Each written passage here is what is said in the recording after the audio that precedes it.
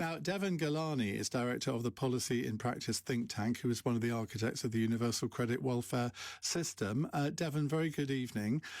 What's your reaction to the conclusions of Stephen Timms' review? Well, I think this is an interim report, and I think it says things that more or less we knew at the start. It talks about the problems of personal independence payment, and we all know that anyone who's been through the system and anyone who's got any context of the system knows that it's a system that doesn't work for taxpayers, doesn't work for disabled people, doesn't work for, there's lots of friction in there, so a lot of people have their decisions overturned on appeal. And I think what this says is partly what we already knew, and what we're waiting for is the next part of this process, where we get some sensible proposals of how the system might change so it does work better for disabled people, for taxpayers, and for those responsible for administering it. Is it possible to reform this system and save money at the same time? Because Stephen Timms seems to be remarkably unconcerned about the amount of money being spent on disability benefits. Well, I think that was kind of explicitly out of the scope of the review. So it's looking at how the system itself can be reformed without having a savings target attached to it, which was one of the problems when the changes to disability benefits were first proposed by the government only 2 years ago. It's all gone by very quickly, hasn't it, Ian? I think it is possible. I think the biggest driver of cost in the disability system is the number of people that are needing support has been going up, and it's been going up faster than the main explanations, which are things like people getting older, a higher rate of disability across the population as a result.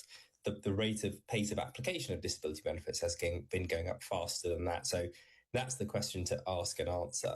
And it could be that, as we just heard from your caller, maybe the scope of disability has increased, but actually the assessments themselves haven't changed. It's saying, actually, what does your disability stop you from being able to do? And if I had one simple reform to the system that I would make to sort of stop this from continuing to go up and up, I would be asking people, what support do you need to stay independent for longer? So what we've got is a system whereby the cost of disability is an ongoing cost. It keeps going up and up and up. And actually what sometimes people need, if you're having difficulty washing yourself, maybe you need a different kind of bathroom, and that's a one-off cost that allows you to stay independent for longer. And actually that could be better for the taxpayer, could be better for the disabled person because they're living independently for longer. Taxpayer isn't paying these ongoing costs.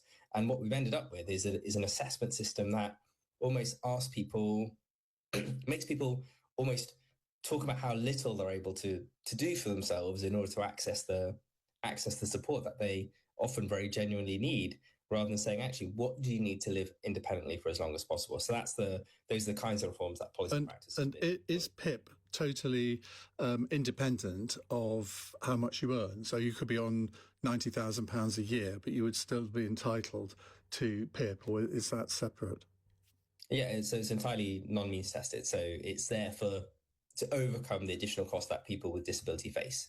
So there's a model of disability that says, actually, it's society that's disabling you because you don't, the adaptations aren't there for you to be able to get around without that. And that's partly the original rationale for when this support for disabled people was introduced. There's a really strong case for that.